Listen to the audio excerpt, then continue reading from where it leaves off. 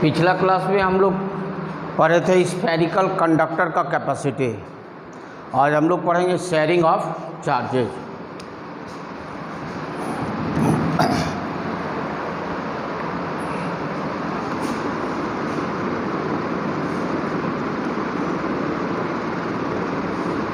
Sharing of charges.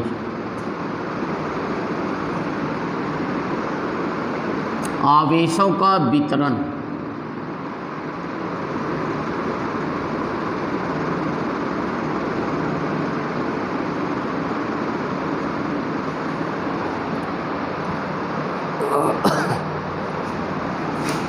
मान लेते हैं एक कंडक्टर जिसका कैपेसिटी C1 और एक दूसरा कंडक्टर है जिसका कैपेसिटी C2।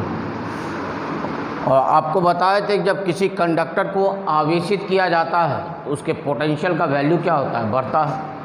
मान लेते हैं जब इस पर चार्ज Q1 दिए तो इसका पोटेंशियल हो गया V1, और इस पर जब चार्ज Q2 दिए इसका पोटेंशियल कितना हो गया, V2, है ना। माना कि दो चालक जिसकी विद्युत धारिता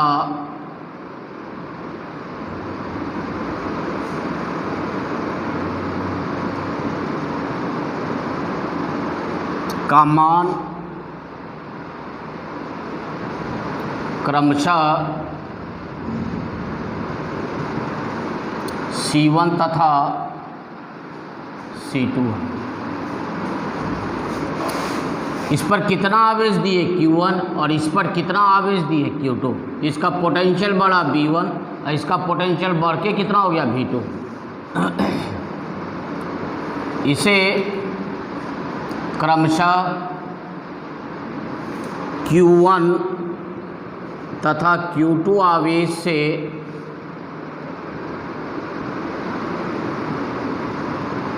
आवेशित करने पर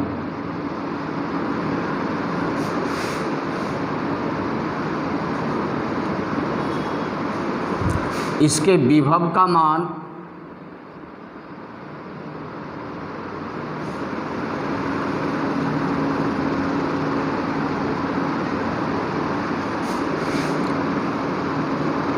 क्रमशः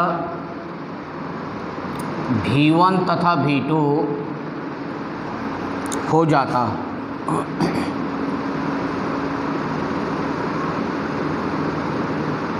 और कल बताए थे Q किसके बराबर होता है, C इंटू V। यहाँ देखो तो Q1 किसके बराबर होगा, C1 V1, और Q2 किसके बराबर होगा, C2 V2। अभी कहीं आवेश का वितरण नहीं हो रहा है। आवेश का वितरण तब होगा जब किसी सुचालक तार से दोनों को क्या करेंगे, जोड़ देंगे। तभी वितरण के पहले निकाय का कुल आवेश, इस निकाय में कितना चालक है, दो चालक है ना। आवेश वितरण के पहले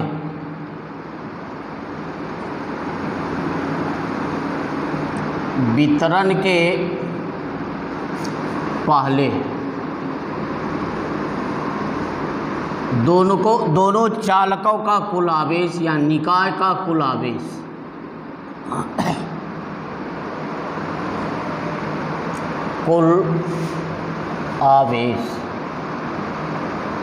पहला पर कितना आवेश है, Q1, और दूसरे पर कितना आवेश है, Q2। ये कितना के बराबर, Q1 बराबर C1 V1 और Q2 बराबर C2 V2। इक्वेशन कितना हो गया, 3। अब दोनों चालकों को किसी सुचालक तार से जोड़ देते हैं। जोड़ दिए। अब एक ही बताना,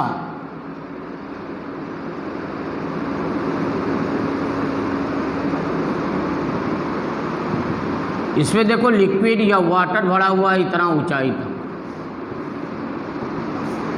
और इसमें लिक्विड भरा हुआ है इतना ही ऊंचाई। किसका पोटेंशियल एनर्जी ज़्यादा है, इसमें ज़्यादा है या उसमें ज़्यादा है, इसमें ज़्यादा है। तो यहाँ से वाटर जो इससे इसमें जा सकता है या इससे इसमें आ सकता है, इसका मतलब हायर एनर्जी से किस पे जाता है, लोअर। इसका मतलब आवेश का प्रवाह भी उच्च विभव वाले चालक से किस पे होगा, कब तक होगा। जैसे यहाँ देखो, यहाँ पर दोनों टंकी है, यहाँ एक पाइप से जोड़ देते हैं, जोड़े ना, तो इसका लेवल क्या होगा, घटेगा। इसका लेवल क्या होगा, कब तक बढ़ेगा, जब दोनों का बराबर ना हो जाए। इसका मतलब आवेश का प्रवाह तब तक होगा जब तक कि दोनों चालकों का विभव समान ना हो जाए। जैसे ही समान होगा, मान लेते इसका विभव भी हो गया, इसका भी विभव कितना, तो दोनों के विभव में अंतर अर्थात विभवांतर कितना के बराबर, 0। और विभवांतर किसको कहते हैं, इकाई परीक्षण आवेश को एक बिंदु से दूसरे बिंदु तक ले जाने में जो कार्य करना पड़ता है। तो यहाँ से यहाँ तक इकाई आवेश को ले जाने में कितना कार्य करना पड़ रहा है। इसका मतलब कोई आवेश का प्रवाह नहीं हो रहा, आवेश का प्रवाह क्या हो गया, रुक गया। लेकिन चालक वही है, इसलिए इसका कैपेसिटी चेंज नहीं करेगा। मान लेते हैं कि वितरण के बाद दोनों का विभव कितना है, और वितरण के बाद इस पर कितना आवेश और इस पर कितना आवेश, Q2 डैश। अगर V1 बड़ा होगा V2 से तो आवेश इससे इसमें जाएगा, कितना आवेश जाएगा, था कितना, बचा कितना, तो दोनों को घटा देंगे तो उतना ही आवेश क्या हुआ, इससे किसमें गया, इसमें गया। अब दोनों चालकों को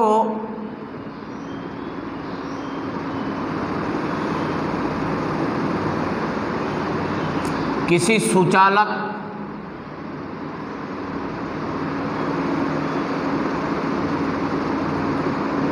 तार से जोड़ने पर आवेशों का प्रवाह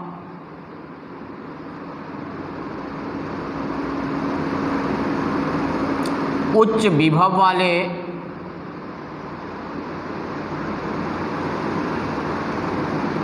चालक से निम्न विभव वाले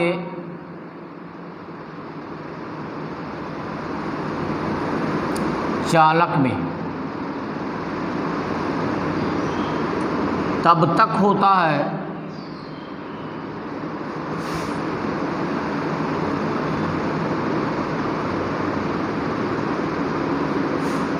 जब तक कि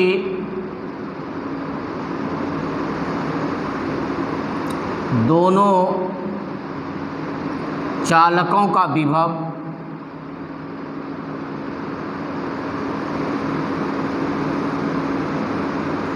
समान ना हो जाए।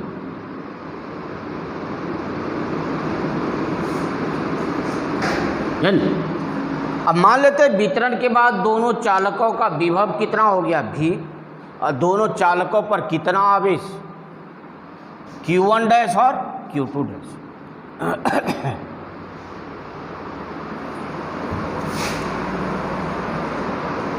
यदि आवेश वितरण के बाद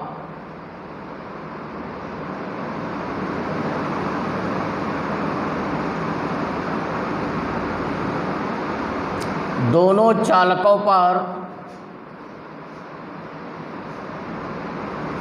या दोनों चालकों का विभव भी तथा आवेश का मान क्रमशः Q1 डैश तथा Q2 डैश हो तो Q1 डैश कितना के बराबर है, C1 भी, और Q2 डैश कितना के बराबर होगा, अरे कितना कैपेसिटी, पोटेंशियल कितना, C2 भी। अब वितरण के बाद दोनों चालकों पर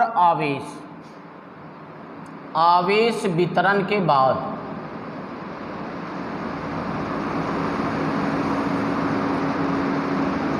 निकाय का कुल आवेश कितना हो जाएगा, पहला पर Q1 डैश और दूसरे पर Q2 डैश। इसको ऐड कर दो, वैल्यू पुट करो, C1V plus C2V that is C1 plus C2 into V। Equation कितना है? अच्छा, देखिए आवेश संरक्षण का सिद्धांत कहता है कि पृथककारी निकाय में आवेश को ना तो उत्पन्न किया जा सकता है ना ही आवेश का विनाश होता है, यही ना, बल्कि निकाय के कुल आवेश क्या रहता है, संरक्षित रहता, अचर रहता, उसमें कोई परिवर्तन। इसका मतलब वितरण के पहले निकाय का जितना आवेश है उतना ही आवेश वितरण के बाद होना चाहिए। तो Q1 प्लस Q2 किसके बराबर होना चाहिए, Q1 dash plus Q2 dash के बराबर होना चाहिए। इधर हुआ,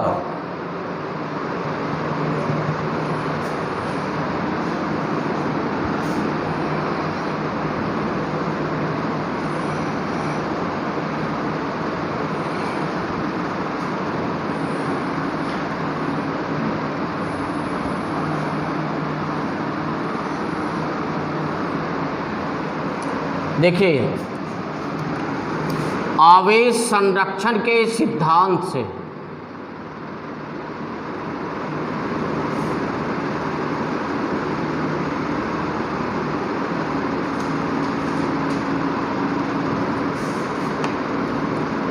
शेयरिंग के पहले निकाय का कुल आवेश और शेयरिंग के बाद निकाय के कुल आवेश का मान क्या होगा, समान होगा। ये कितना की इक्वल है, C1V1 प्लस C2V2 और यह C1 plus C2 into V। इसलिए कॉमन पोटेंशियल निकल गया C1V1 प्लस C2V2 बटे C1 प्लस C2। इक्वेशन कितना, 7। अब यदि V1 बड़ा होगा V2 से तो आवेश इससे किसमें गया होगा, उसमें, तो कितना आवेश का ह्रास हुआ। यदि पहले Q1 डैश Q2 डैश निकाल लेते हैं, क्योंकि Q1 डैश किसके इक्वल है, अब V का वैल्यू निकल गया, C1V1 प्लस C2V2 by C1 plus C2, और Q2 डैश कितना के इक्वल है, C2V बराबर C2V इक्वल टू C1V1 प्लस C2V2 by C1 plus C2, ये ना। अब यदि बोले कि V1 बड़ा है किससे, V2 से, तो आवेश का प्रवाह पहले चालक से किसमें गया, दूसरे चालक, कितना गया, तो क्या बोलेंगे Q1 माइनस Q1 डैश, ये ना। Q1 पता है, Q1 डैश का वैल्यू यहाँ से वैल्यू पुट कर देंगे, कितना आवेश इससे उसमें गया वो निकल जाएगा। अब एक चीज़ देखो, यहाँ पर कभी देखते हो कि बिजली का जब वायर को कनेक्ट करते हो या पोल से जब लाइट लेते हो खींचते हो, तो जैसे ही वहाँ पर जोड़ते हो तो क्या होता है, लाइटनिंग होता है, चिंगारी होता है और आवाज़ भी होता है, और कुछ समय के बाद वायर क्या हो जाता है, गर्म हो जाता है। तो कहता है जैसे ही दोनों को कनेक्ट किए तो वायर यहाँ पर क्या होगा, लाइटनिंग हुआ होगा, साउंड भी हुआ होगा, निकला होगा, और वायर क्या हो गया होगा, गर्म हो गया होगा। इसका मतलब जैसे ही दो चालक को एक सुचालक तार से जोड़ते हैं तो एनर्जी का क्या होता है, लॉस होता है। जब भी शेयरिंग ऑफ चार्जेज होता है तो एनर्जी का क्या होता है, लॉस होता है, और वो लॉस किस में कन्वर्ट करता है, लाइट एनर्जी, साउंड एनर्जी और हीट एनर्जी में। तो कहता है, इसमें क्वेश्चन पूछता है कि दिखाएं कि आवेश वितरण के क्रम में हमेशा ऊर्जा का ह्रास होता है। हो गया इधर,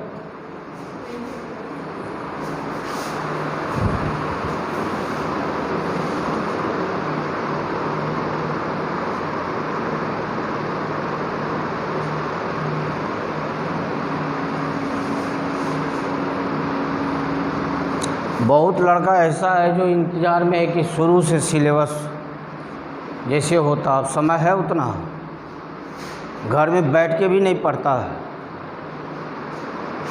बाद में समझ में आएगा, अभी नहीं समझ में आएगा। कितना बार बोले होंगे कि वीडियो जा रहा है उसको कम से कम देखो, उसको समझो, जहाँ दिक्कत होगा जब खुलेगा तो उसको क्लियर कर लिया जाएगा, लेकिन समझता नहीं है।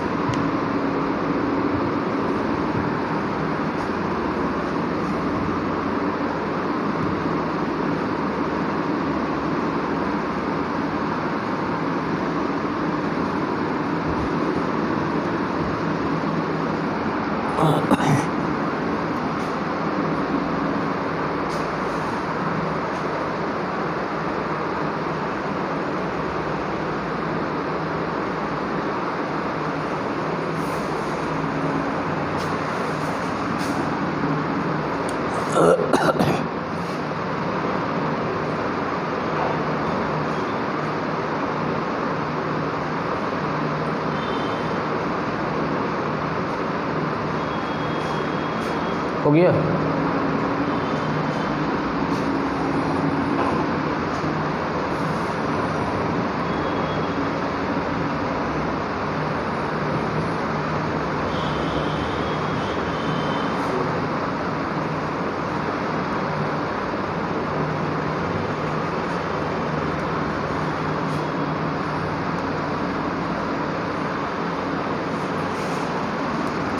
To show that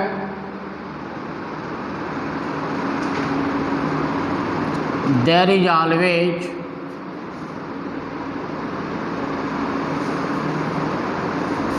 loss of energy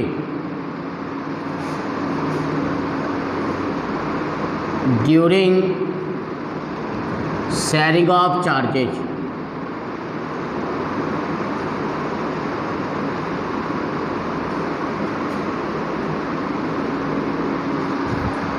दिखाएं कि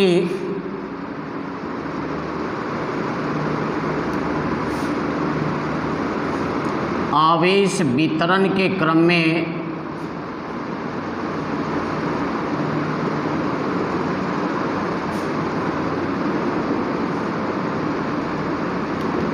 ऊर्जा का हमेशा ह्रास होता है।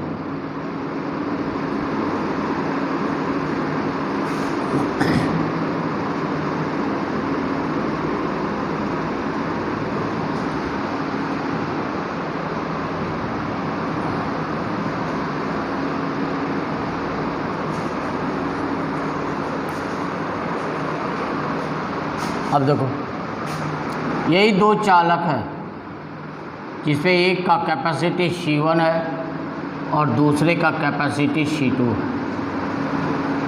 जब इस पर Q1 चार्ज दिए तो इसका पोटेंशियल V1 हो गया, और इस पर जब Q2 चार्ज दिए तो इसका पोटेंशियल कितना हो गया, V2। जो पहले लिखे थे उसी चीज़ को लिखेंगे कि माना कि दो चालक जिसकी विद्युत धारिता का मान क्रमशः C1 तथा C2 है, इसे Q1 तथा Q2 आवेश से आवेशित करने पर इसके विभव का मान क्रमशः V1 तथा V2 हो जाता है। तो मान लेते हैं कि अभी शेयरिंग नहीं हुआ है, इसका एनर्जी कितना के बराबर है, E के बराबर। तो सबसे पहले एनर्जी आपको बताना पड़ेगा। एनर्जी हम बताए नहीं है, रुकिए अभी पहले एनर्जी निकालने के लिए बताते हैं।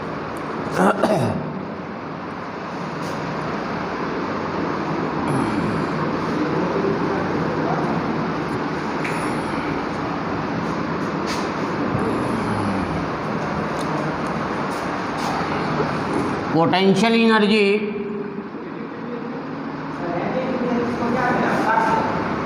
क्या, उसको छोड़ दो। Potential energy of a conductor, चालक की स्थितिज ऊर्जा।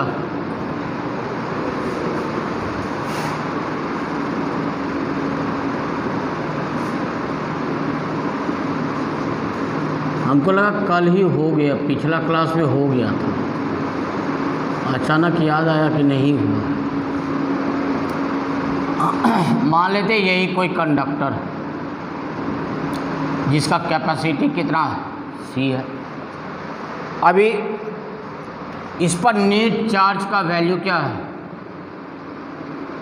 किसी भी चालक का नेट चार्ज क्या होता है? 0। इसका मतलब जितना पॉजिटिव चार्ज है उतना ही क्या है? निगेटिव चार्ज है। जब नेट चार्ज 0 है तो इसका पोटेंशियल भी स्टार्टिंग में क्या होगा?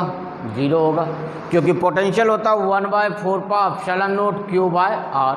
जब Q का मान 0 होगा तो पोटेंशियल भी क्या होगा? 0। अब इस पर चार्ज दे रहे हैं, यहाँ से चार्ज दिए, पहला जब चार्ज इस पर आया तो उस पर कोई विरोधी बल नहीं लगा। अगला चार्ज को जैसे ही लाते हैं, ई चार्ज इस पर फोर्स किधर लगाएगा? इसके मोशन के अपोजिट डायरेक्शन में। इसका मतलब गति का क्या करेगा? विरोध करेगा ना। तो गति का जब विरोध करेगा तो इसको लाने में हमको क्या करना पड़ेगा? कार्य करना पड़ेगा, वर्क करना पड़ेगा। वही वर्क इस पर किस एनर्जी के रूप में स्टोर होता है? पोटेंशियल एनर्जी के रूप में। तो मान लेते हैं जब इस पर dq चार्ज दिए तो इसका पोटेंशियल कितना बढ़ा? भी बढ़ा ना। और dq करते करते इस पर कितना चार्ज दिए? जब चार्ज q हो गया तो इसका पोटेंशियल कितना हो गया? भी हो गया ना। जब इस पर चार्ज q लाए तो इसका पोटेंशियल कितना हो गया? भी। ये जो चार्ज इसमें लाते हैं, यहाँ पर देखो फोर्स क्या कर रहा है? उसके मोशन का क्या कर रहा है? अपोज कर रहा है। तो हमको वर्क करना पड़ता है इस चार्ज को लाने में, और जितना ज़्यादा से ज़्यादा चार्ज यहाँ लाओगे उतना ज़्यादा वर्क करना पड़ेगा, और जितना ज़्यादा वर्क करोगे इसका एनर्जी भी क्या होगा? उतना अधिक होगा। अब देखो, माना कि एक चालक जिसकी विद्युत धारिता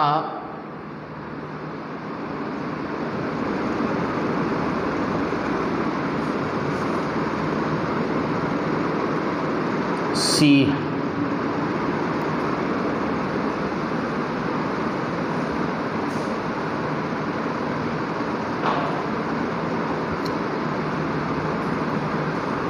जब इस पर Q आवेश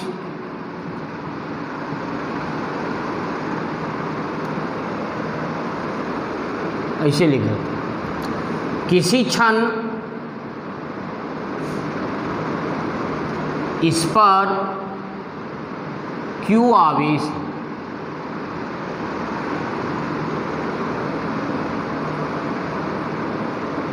ऐसे नहीं लिखते, जिस समय इस पर Q आवेश है या Q आवेश रहता है,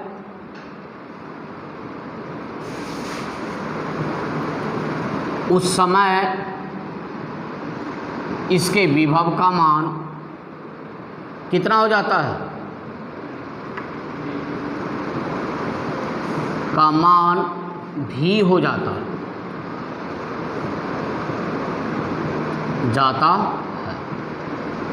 और आप पढ़े Q = C × V, ये ना, तो V = Q/C।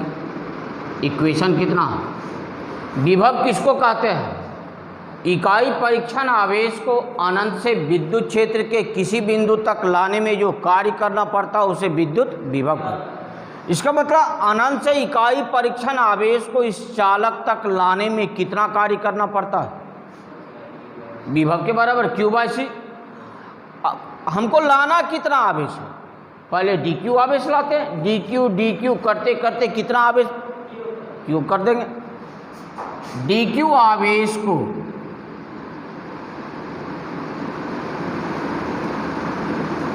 चालक के सतह तक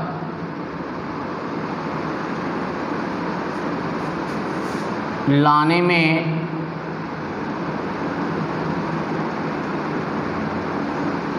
किया गया कार्य। यहाँ देखो आवेश तो बहुत ही स्मॉल है, तो वर्क भी स्मॉल होगा, तो क्या लिखेंगे, डी डब्ल्यू। ये नहीं, इकाई परीक्षण आवेश को लाने में कितना कार्य भी, इसलिए डी क्यू आवेश को लाने में कितना कार्य, और भी कितना के बराबर, Q by C into D Q. Equation कितना है, देखिए हमको लाना है कितना आवेश इस पर, क्यू आवेश। पहले इस चालक पर नेट चार्ज क्या था, 0, तो 0 से बढ़ा के कितना आवेश करना है, क्यू। यहाँ वेरिएबल क्या है, क्यू है। क्यू का मान कहाँ से कहाँ तक चेंज करेगा, स्टार्टिंग में नेट चार्ज 0 है, और डी क्यू लाते लाते कितना चार्ज जमा किए, तो क्यू का मान कहाँ से कहाँ तक वैरी करेगा, 0 से लेके कहाँ तक, क्यू तक। अतः क्यू आवेश को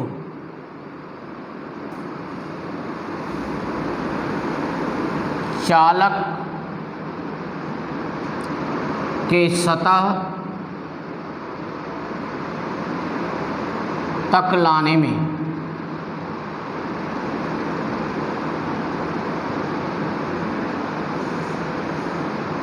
किया गया कार्य। क्या कीजिएगा, डी डब्ल्यू को इंटीग्रेट कीजिएगा, इसको भी इंटीग्रेट कीजिएगा, Q by C D Q. या जैसे जैसे चार्ज बढ़ेगा वैसे वैसे वर्क भी क्या होगा, ज़्यादा होगा। यहाँ देखो वेरिएबल क्या है, चार्ज, यहाँ वेरिएबल क्या है, वर्क। चार्ज बढ़ेगा तो वर्क भी क्या होगा, बढ़ेगा, और वर्क बढ़ेगा तो इस कंडक्टर का पोटेंशियल एनर्जी भी क्या होगा, बढ़ेगा। तो डी डब्ल्यू का इंटीग्रेशन क्या दोगे, डब्ल्यू। सी कांस्टेंट है, बाहर कर लिए, क्यू डी क्यू। आपको बताए थे x to the power n का integration, x to the power n plus 1 by n plus 1। यहाँ नहीं कुछ तो कितना पावर है, 1 पावर है, तो n के जगह पर कितना पावर, तो यहाँ भी 1 दीजिए और यहाँ भी क्या दीजिएगा, तो क्या हुआ, x² बाय 2, है ना। उसी तरह से इसको क्या लिखेंगे, q² बाय, यहाँ देखो x है तो dx है, यहाँ q है तो dq है, ये ना। 0 से कहाँ तक, ये 2 कांस्टेंट बाहर ले लिए, q के जगह पर अपर लिमिट, यहाँ स्क्वायर है, स्क्वायर दिए, माइनस q के जगह पर लोअर लिमिट 0 है, 0 देती, तो कितना हो गया, q² बाय 2c। यही कार्य चालक में किस ऊर्जा के रूप में संचित होता है,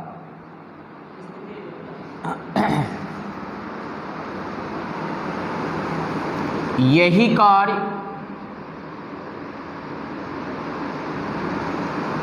चालक में स्थितिज ऊर्जा के रूप में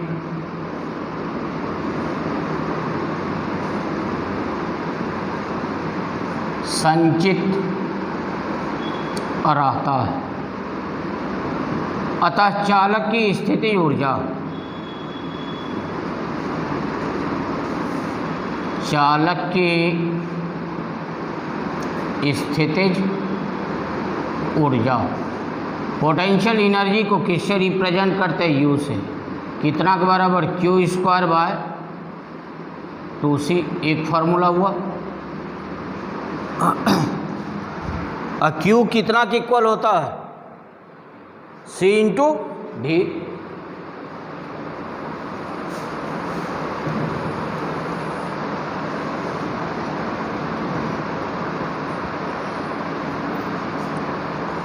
अब देखिए Q इक्वल टू सी भी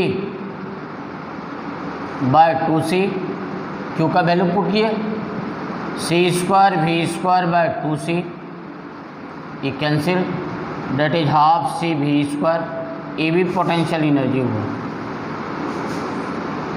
और इसको लिख सकते हैं हाफ सी भी इंटू भी,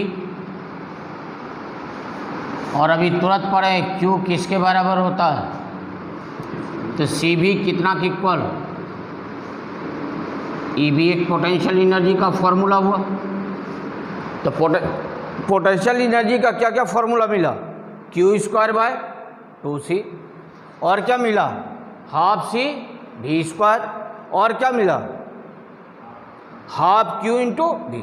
तो पोटेंशियल एनर्जी कब बढ़ेगा, तो कहता है कि जितना ज़्यादा चार्ज का वैल्यू, जितना ज़्यादा कंडक्टर पर चार्ज लाएंगे तो यहाँ Q का वैल्यू भी बढ़ेगा, और चार्ज बढ़ेगा तो उसका पोटेंशियल भी क्या होगा, बढ़ेगा। इसका मतलब जितना अधिक किसी चालक पर जितना ज़्यादा से ज़्यादा चार्ज लाएंगे उसके लिए वर्क क्या करना पड़ेगा, ज़्यादा, और जितना ज़्यादा वर्क करना पड़ेगा उस कंडक्टर का पोटेंशियल एनर्जी उतना क्या होगा, अधिक होगा। अब इसको दूसरी तरह से देखिए,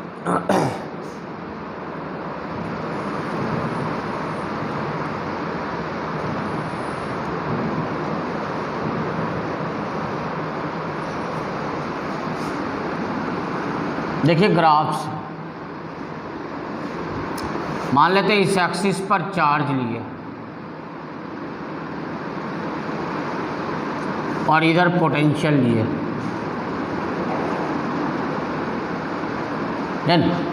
जैसे जैसे चार्ज बढ़ेगा वैसे वैसे पोटेंशियल भी क्या होगा, बढ़ेगा। तो मान लेते हैं कितना चार्ज दिए Q, इसका पोटेंशियल कितना बढ़ा भी, यही ना ट्रायंगल हुआ। अब Q कितना के इक्वल, तो यही जो ट्रायंगल का जो एरिया होगा ये पोटेंशियल एनर्जी के क्या होगा, इक्वल होगा। यहाँ पर कितना चार्ज दिए, Q charge, O A B, तो potential energy equal to area of the triangle.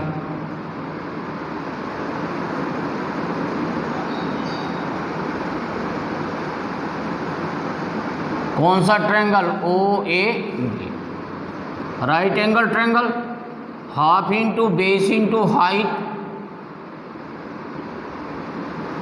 जिन पढ़े हो, बेस कितना के इक्वल है और हाइट कितना के इक्वल है, यहाँ से यहाँ तक कितना पोटेंशियल माने हो भी, Q कितना के इक्वल, सी भी, देखो ये भी आया, इंटू भी इक्वल टू हाफ सी भी स्क्वायर, और इसको लिख सकते हो सी से ऊपर नीचे मल्टीप्लाई कर दो, सी स्क्वायर भी स्क्वायर बाय सी, और सी इंटू भी किसके इक्वल, Q के बराबर नहीं है, सी भी कितना के इक्वल, कि इसको Q स्क्वायर तो लिख सकते हो ना, Q स्क्वायर बाय 2c। देखो जो जो फार्मूला आया, Q square by 2c, half C भी स्क्वायर Q भी आया।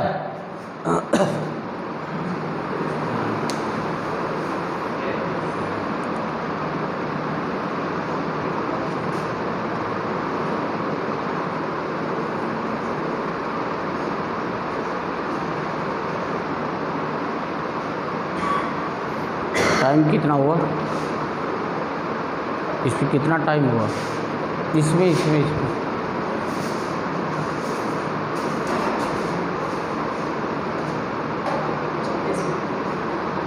अब हो भी नहीं सकेगा, शेयरिंग ऑफ चार्जेज उस पर करेंगे तो ज़्यादा समय लग जाएगा।